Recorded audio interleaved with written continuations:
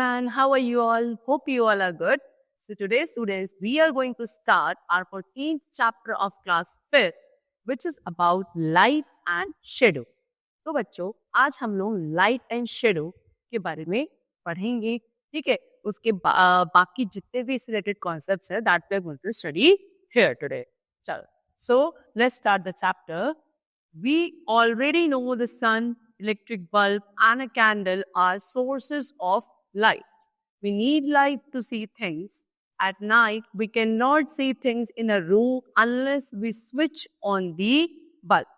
तो स्टूडेंट्स, हम लोगों को पता है कि आपके लाइट, बल्ब एंड आपकी tube lights and the sun, these all are sources of light. यानी कि ये एक ऐसे हमारे सब्सटेंसेस या मटेरियल्स हैं जिनके थ्रू, ऑब्जेक्ट्स हैं जिनके थ्रू हमको लाइट मिलती है ना. और लाइट हमारे लिए बहुत जरूरी है because without light we are not able to see the objects. रात में भी अगर आप किसी एक डार्क रूम के अंदर एंटर करते हो तो क्या होता है, जब तक हम लाइट स्विच ऑन नहीं करेंगे तो हमको कुछ नहीं दिखेगा, राइट? फिर हमारे चोट लगने के चांसेस है क्योंकि हमको दिखेगा नहीं और हम किसी भी चीज से टकरा जाएंगे. So that means light is a very important component for us to see the objects clearly. We see an object only when the light that falls on it bounces back and enters our eye. See students, हमको कोई भी object visible तभी होता है जब light जो है वो इस ऑब्जेक्ट पर जाके स्ट्राइक करती है. स्ट्राइक करने के बाद वो बाउंस बैक होकर हमारी आईज में एंटर करती है, तब ही जाकर हमको वो पर्टिकुलर ऑब्जेक्ट विजिबल होता है. तो दैट मीन सबसे पहले लाइट का स्ट्राइक होना बहुत जरूरी है और वहां से बाउंस बैक होकर हमारे आईज के अंदर एंटर करना भी जरूरी. Now next what is written that the sun is a source of light. ये हमें पता है सन से सनलाइट मिलती है ना. The sun is million of kilometres away from us. Million of kilometres, पता नहीं कितना लंबा डिस्टेंस है. We can't even measure it like this. Okay, इतनी दूर हमारे रीच से सन है. Yet its light reaches the earth. This shows that light can travel from one place to another. We are able to see the objects during the day because of the sunlight. देखो, अभी मैंने आपको बताया कि सन पता नहीं कितने लंबे मिलियन ऑफ किलोमीटर डिस्टेंस पे हमसे दूर है. स्टिल उसकी जो लाइट है, सनलाइट है, वो हम लोगों तक अर्थ पे पहुंच जाती है, रीच कर जाती है. तो दैट मीन्स द सनलाइट की रेज है, they can travel easily from one place to another, है ना. चलो, और अगर हम डे टाइम की बात करें तो डे टाइम पे बच्चों ऑब्जेक्ट जो आपको विजिबल होते हैं that is just because of the sunlight होती है. The moon does not have its own light, yet we see the moon shining brightly in the sky at night. It appears bright because light from the sun falls on it. देखो बच्चों, हमारे जो moon है which is our natural satellite, अर्थ की natural satellite है, आपने वो भी देखा है कि रात के वक्त at night it shines very brightly, है ना. रात के वक्त बहुत अच्छे से आपका वो शाइन कर रहा होता है ब्राइटली, बहुत अच्छी लाइट हम लोगों पर, अर्थ पर डालता है. लेकिन मैं आपको ये चीज बताऊं, अगर मैं बोलूं कि मून की खुद की लाइट नहीं होती है, yes, moon is not having its own light. Still उसकी लाइट आपको रात में विजिबल होती है क्योंकि जो सनलाइट होती है, सन जो होता है वो अपनी लाइट रेस को क्या करता है ना, वो अर्थ मून के ऊपर डालता है ना. तो जो आपकी सन की लाइट रेस है that falls on the moon, तभी आपको मून क्या करता है, शाइन करता हुआ दिखता है. मून की खुद की लाइट नहीं होती, वो सनलाइट की वजह से ब्राइट हमको दिखता है. Now next, light travels in a straight line, but when the path of light is blocked by the wooden pieces, we cannot see the entire twig. So if the wooden pieces are removed, the entire twig will be visible. See,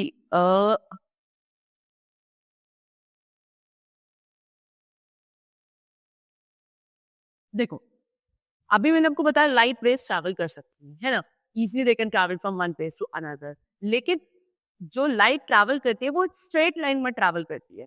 तो straight line में travel करते करते अगर बीच में कोई barrier, कोई block आ जाए, block of would kind of अगर आ जाता है, तो उससे क्या होता है, लाइट रेस ब्लॉक हो जाती है, यानी कि वो आगे ट्रैवल नहीं कर पाती है. फिर आप तो वहां पे वो ऑब्जेक्ट विजिबल नहीं होगा. तो दैट मीन्स लाइट का जो पाथ है वो बिल्कुल क्लियर होना चाहिए, सो दैट लाइट रेस को बीच में कोई भी क्या ना करे, ब्लॉक ना करे. अदरवाइज लाइट वहां से बेटा ब्लॉक हो जाएगी, आगे ट्रैवल नहीं कर पाएगी और हमको ऑब्जेक्ट विजिबल नहीं होंगे.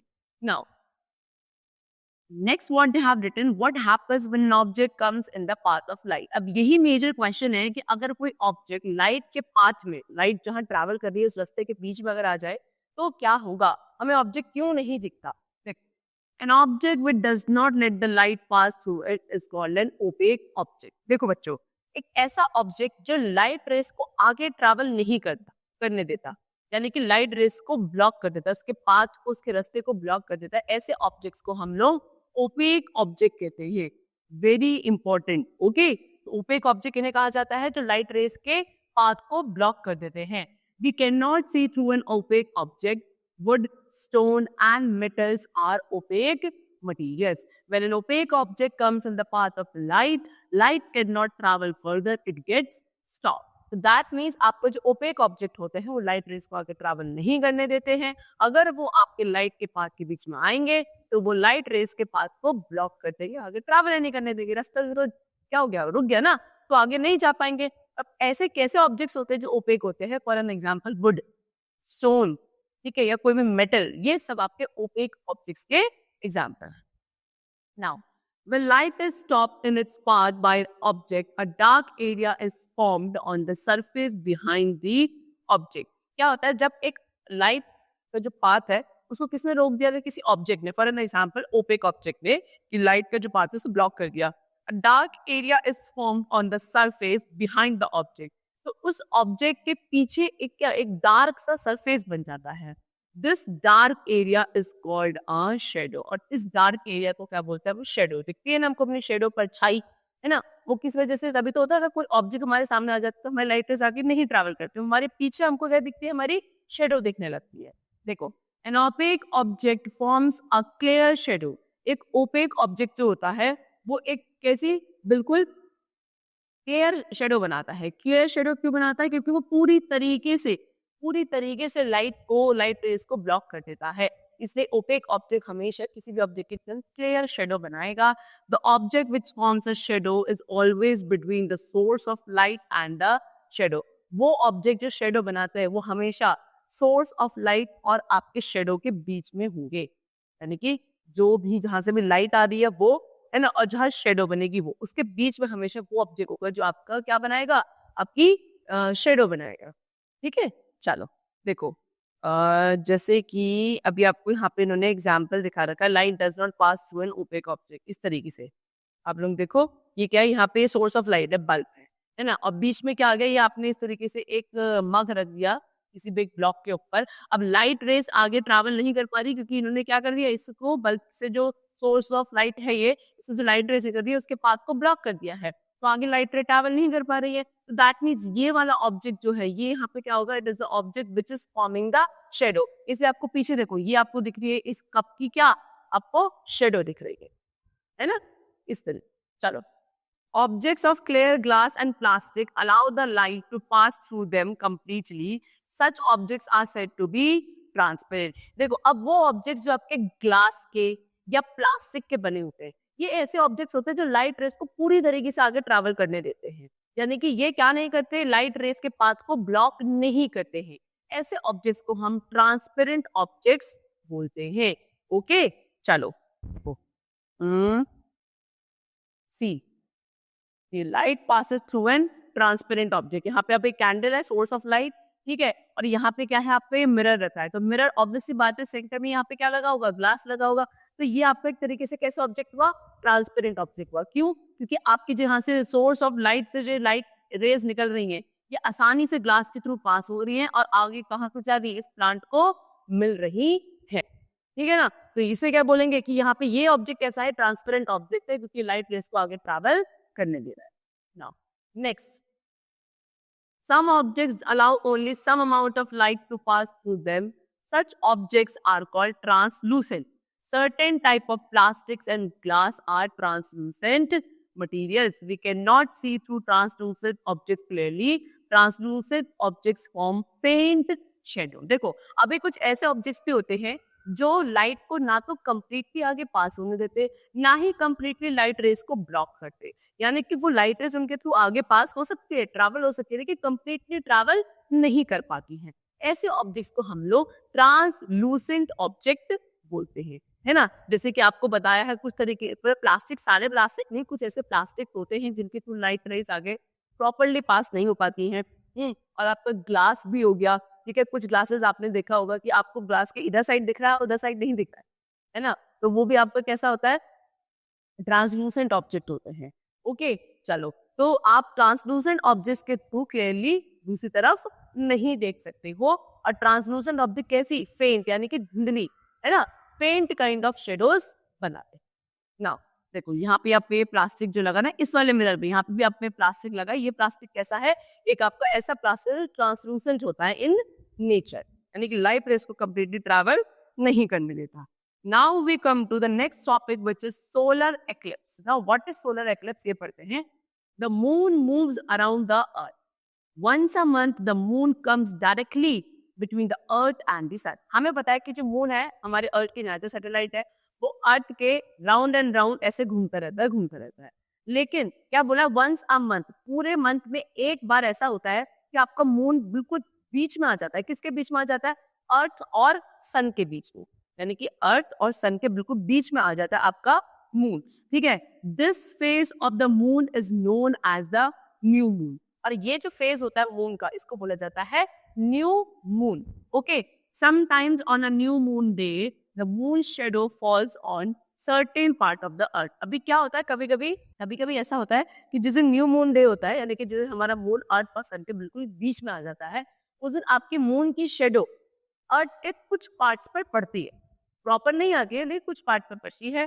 From these parts the sun appears covered by the moon and we see a solar eclipse. और जिन जिन पार्ट्स पर ये आपके मून की शेडो फॉल करती है, अर्थ के जिन जिन पार्ट्स पर, वहां पे सन ऐसा लगता है कि सन को किसने, मून ने पूरी तरीके से कवर कर लिया। देखो ऐसे, ये सन है तो ये आपका अर्थ है, तो इसके बीच में एकदम यहाँ पे क्या आ गया, मून आ गया। तो जिस जिस पार्ट पर आपकी ये मून की शेडो फॉल करेगी, है ना, वहां पे ऐसा लगेगा कि आपके सन बिल्कुल कवर कर दिया किसने, मून ने। और इसी को बोला जाता है solar eclipse. A solar eclipse occurs during the day on a new moon day. Solar eclipse कब होगा, जिस दिन न्यू मून डे होता है, उसमें ड्यूरिंग द डे, दोपहर के समय आपको सोलर एक्लिप्स दिखेगा, ठीक है। During a solar eclipse the portion of the moon that locks the sun appears as a dark patch against the brightness of the sun। तो सोलर एक्लिप्स के दौरान मून का वो वाला पोर्शन जो सन को क्या कर रहा है, ब्लॉक कर रहा है, सन की लाइट रेज को लॉक कर रहा है, वो वाला मून का जो पोर्शन है वो कैसा दिखता है, ऐसा डार्क पैच, यानी कि एक बहुत बड़ा धब्बा, है ना, बड़ा सा धब्बा ऐसा लगता है कि सन की ब्राइटनेस के बीच में एकदम आउट, ठीक है। तो उस दिन आपको क्या कहते हैं, सन प्रॉपरली दिखता नहीं है उन पार्ट्स पर। Now when the sun gets completely blocked by the moon, it is total solar eclipse। और जब पूरी तरीके से अगर सन ब्लॉक कर देता है, सॉरी मून ब्लॉक कर देता है किसको, सनलाइट को, है ना, सनलाइट के रेस को मून अगर पूरी तरीके से ब्लॉक कर देगा, उसको बोलेंगे total solar eclipse. A total solar eclipse last only a few minutes. लेकिन टोटल सोलर एक्लिप्स यानी कि पूरे दिन रहता है, कुछ ही मिनट्स के लिए ऐसा होता है कि पूरी तरीके से सन को मून ऐसे कवर कर दे। देखो इस तरीके ऐसा दिख रहा है, एक डार्क पैच दिख रहा है ना, काला धब्बा सा, पीछे सन है और आगे क्या है, मून ने उसको पूरी तरीके से कवर कर लिया। Sometimes the sun is not completely blocked by the moon. This is called partial solar eclipse. During a partial solar eclipse, a part of the sun is visible। अभी कभी ऐसा भी होता है कि सन पूरी तरीके से, ये पूरा दिन में ऐसे कुछ हमें फेजेस दिखते हैं, है ना, तो मून क्या होता है, आधा कवर कर रखा है मून ने, किसको, सनलाइट को। तो उस टाइम पे आपको सन की कुछ लाइट रेज दिखती है, कुछ नहीं दिखती है, उसको बोला जाता है पार्शियल सोलर एक्लिप्स। यानी कि क्या, during a partial solar eclipse sun का कुछ पार्ट हमको विजिबल होता है जो मून ने कवर नहीं किया, और जो कर लिया वो आपको नहीं विजिबल होगा। Now next we come to lunar eclipse. Lunar eclipse क्या होता है, फटाफट से इसको पढ़ लेते हैं। See, on a full moon night the earth passes between the sun and the moon. अब ये इसका जस्ट ऑपोजिट है सोलर एक्लिप्स का। जिस दिन फुल मून नाइट होता है, ठीक है, फुल मून नाइट के दिन आपको जो अर्थ होता है वो सन और मून के बीच में आ गया, ठीक है। अभी तो मून था जो अर्थ और सन के बीच में आ रहा था, अब अर्थ है जो सन और मून के बीच में आ गया। सी दिस, लाइक दिस, ये आपका अर्थ हो गया, सेंटर में किसके, इधर साइड मून, इधर side sun. On such nights, the earth blocks the sunlight falling on the moon and the moon gets covered with the earth's shadow। Obviously बात है, अब जब अर्थ बीच में आ गया है और आपके मून को किसकी लाइट रेज मिलती थी, सन की लाइट रेज, मून की खुद की तो लाइट होती नहीं है, तो सन की लाइट रेज इसको फॉल होती थी। अब जब अर्थ सेंटर में आ गया तो अर्थ क्या कर देगा, ये जो सनलाइट है वो जो आपके मून के ऊपर फॉल होती थी उसको ब्लॉक कर देगा। ठीक है, यानी कि अब सनलाइट आपकी मून पर क्या नहीं होगी, फॉल नहीं होगी, यानी कि मून आपको कैसा ब्राइटली विजिबल नहीं होगा। ठीक है, और आपके मून पे किसकी शेडो पड़ेगी, अर्थ की शेडो पड़ेगी। This causes a lunar eclipse, और इसी को बोला जाता है lunar eclipse. When the lunar eclipse occurs, the moon does not look bright but appears reddish. जिस दिन lunar eclipse होता है उस दिन आपको मून ब्राइट नहीं दिखता, ये आपको रेडिश जैसा दिखता है। Okay, now the some few last lines, which is at times the earth partially blocks the sunlight falling on the moon. This is called partial lunar eclipse. और बीच बीच में ऐसा होता है कि अर्थ फिर आपका क्या होता है, पार्शली ऐसे रोटेट करते करते, यानी कि थोड़ा बहुत, पूरी तरीके से ब्लॉक नहीं कर रहा है सन की लाइट रेस को, पार्शियल यानी कि आधा ही ब्लॉक करता है सनलाइट रेस को to fall on the moon. इसको बोला जाएगा partial lunar eclipse. A lunar eclipse lasts for a few hours. Lunar eclipse कुछ ही घंटों तक रहता है। Unlike the solar eclipse, a lunar eclipse can be viewed with the naked eye. देखो solar eclipse को तो आप नहीं देख सकते, लेकिन lunar eclipse को आप लोग अपनी नेकेड आई से ऐसे प्रॉपरली देख सकते हो। सोलर एक्लिप्स को नहीं देखना चाहिए, वो आपकी आंखों के लिए थोड़ा खतरनाक होता है और दिखता भी नहीं है इस आसानी से। ओके, चलो, so that's all for the chapter. Hope you are liked it and understood it. Thank you everyone.